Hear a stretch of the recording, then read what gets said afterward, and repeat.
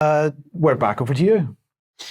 That film just looked remarkable, and we're going to continue talking about the many and ongoing misdeeds of the British state. There's a lot of excitement going on at the moment about an upcoming election for the lower house of Parliament, the House of Commons.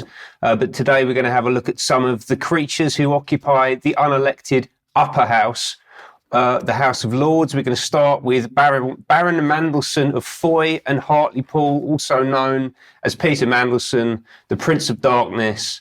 And towards the end of last year, he was asked to give some advice to David Cameron on his return to a senior ministerial position from the Lords. You mentioned David Cameron's return and the fact that you welcome it.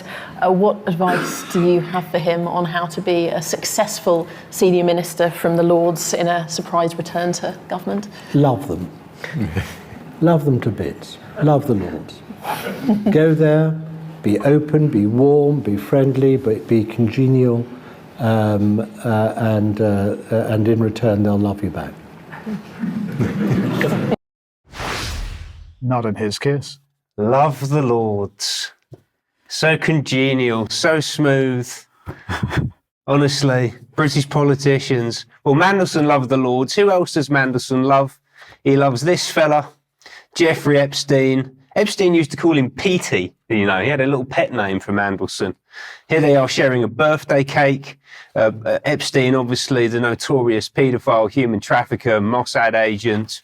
And he was such good friends with Mandelson that he had every single contact detail you could possibly want. His direct number, multiple addresses. They were clearly incredibly close. And Mandelson is still advising top politicians in the UK Labour Party. I don't understand how this is possible with that track record, but he is actually one of the main influences over Keir Starmer. He's viewed as a core part of the advisory network surrounding a man who could potentially be the next Prime Minister of the country. Remarkable. So who was Mandelson giving advice to in that little video clip? He was speaking to Baron Cameron of Chipping Norton, David Cameron, former Prime Minister, bombed Libya for Obama, helped overthrow Gaddafi, which led directly to the reopening of open-air slave markets in Libya, and has enabled the mass migration into southern Europe over the past few years, which Gaddafi had done a very effective job of ending during his leadership of the country. He was also caught up in the Greensill scandal, so he was lobbying government contacts for access to COVID emergency funds. He was paid around $10 million in 2.5 years for a part-time advisory role before Greensill collapsed in 2021. Just who you want representing you on the international stage. He also helped American genomics firm Illumina secure £123 million of government contracts via an introduction to Matt Hancock. He's an ongoing advisor to Illumina. I believe that actually makes him a member of the Illuminati, by the way. Might do. Yeah, I think it does. Right. Yes. After committing us to two ongoing conflicts in Ukraine and Israel, he spent the start of this year celebrating with a trip to the Satanic Temple at Gold's House in Davos, just to let us know exactly whose side he's on. He's also the chairman of NCS, by the way. Debbie was talking about NCS trying to get young people to donate a pint of blood. David Cameron is the chairman of that organisation. Nothing sinister about that at all. Now, Cameron is very, very close with this fella, Lord Bethell of Romford, Jim Bethell, who has ministerial responsibility for innovation and was absolutely front and centre in the COVID scenario. He was actually personally responsible for overseeing all COVID procurement, and we're going to have a little clip from him now talking about his relationship with China as part of that process. I completely agree with those speakers who have noted the failure by the government to publish a clear China strategy. Noble Baroness D'Souza was quite right when she said that that is a big mistake. My area is the area of innovation, and I want to just talk about what the implications are of that mistake for the area of innovation. Now, I saw for myself as a health minister during the pandemic the absolutely critical importance of trade and scientific dialogue with China. When the supply chains collapsed, I was on the phone trying to rustle up PPE from suppliers literally standing on the tarmac of Hong Kong airport. And I had a role in the £3.5 billion worth of LFDs that have been bought off China that were incredibly important to our battle against COVID. And I gave ministerial oversight to the development of new therapeutics and diagnostics, often with Chinese academic partners and suppliers involved. So I am in no doubt about the value of Chinese scientists to some of the great challenges of our time. So he was on the tarmac of an airport in China, personally cutting deals with PPE manufacturers and spending billions of pounds of taxpayer money. He was actually caught up in a scandal directly as part of this. There was an £85 million contract that he was personally involved in that was put in question. And he had personal ministerial oversight of the development of new therapeutics working with the Chinese state.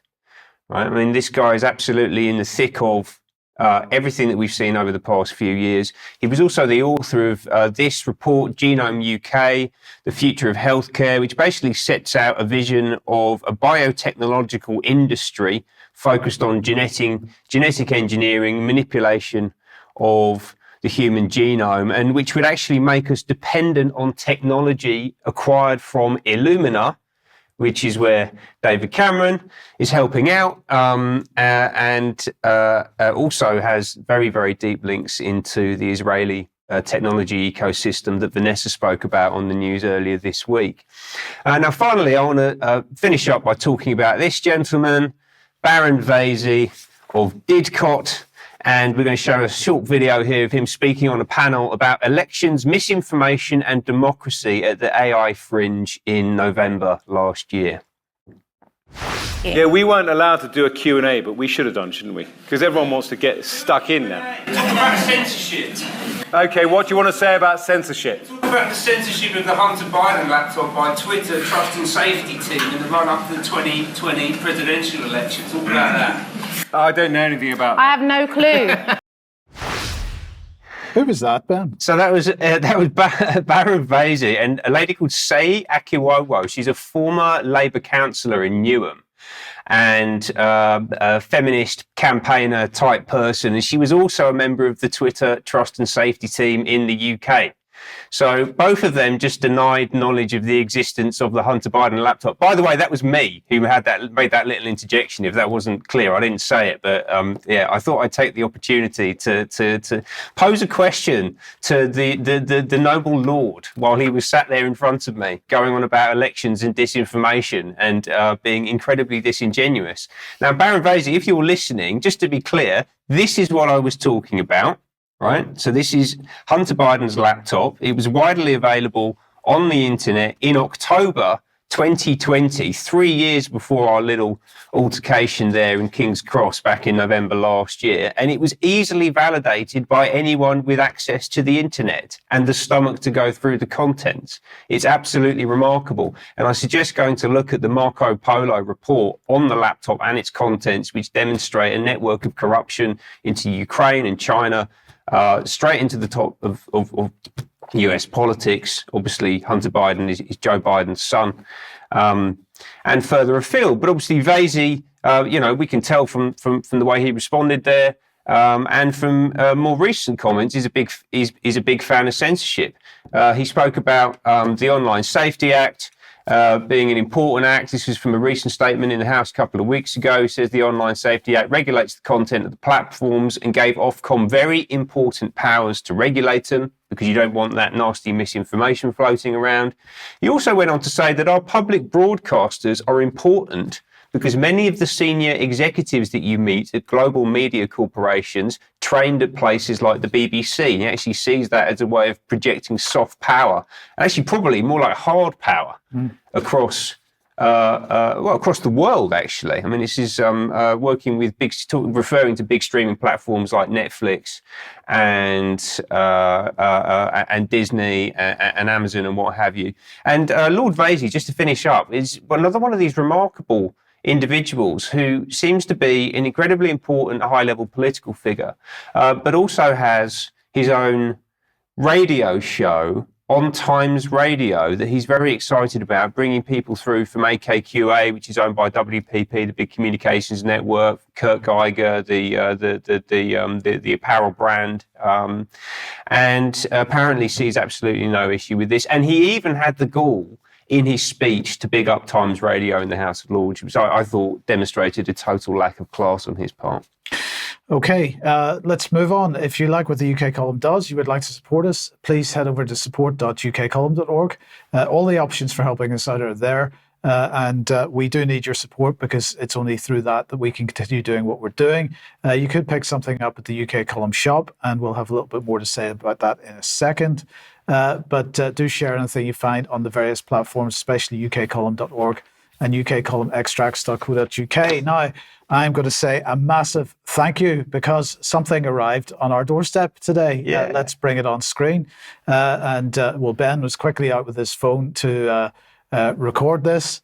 Well, this is a gift from Bob Moran. And I'm going to say thank you very much, Bob. This is spectacular.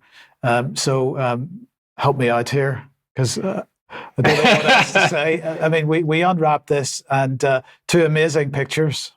Yeah, I mean, what an incredible thing to arrive in the office on a Friday morning, right? I mean, it's such a treat. He's one of the most insightful and effective satirists and commentators on the entire situation that we've been through. I mean, his work has been absolutely incredible, just pointing out the hypocrisy and the horror, really, of the whole situation, but making it, laughable and entertaining at the same time is quite a skill. Yes. So, Bob, thank you. Quite amazing. And those will be going up on the wall very, very soon.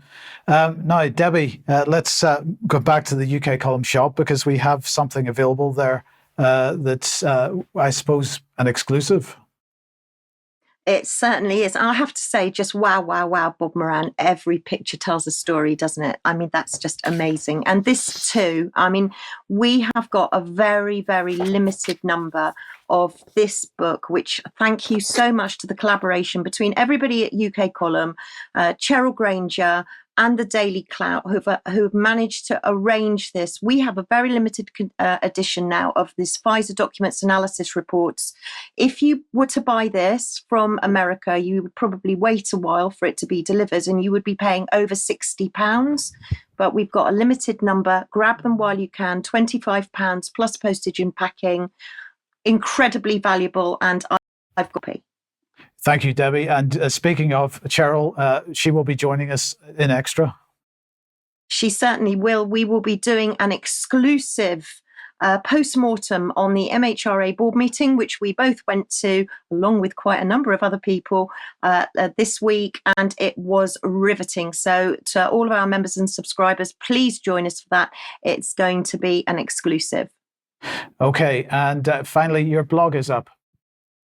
Yeah, the war on our minds. I've done a big piece on that. As you can see, NHS electric ambulances and also antimicrobial resistance. And also what's geofencing? You know, when you walk into a shop and suddenly something pops up on your screen and you think, how did my phone know that I was looking at that?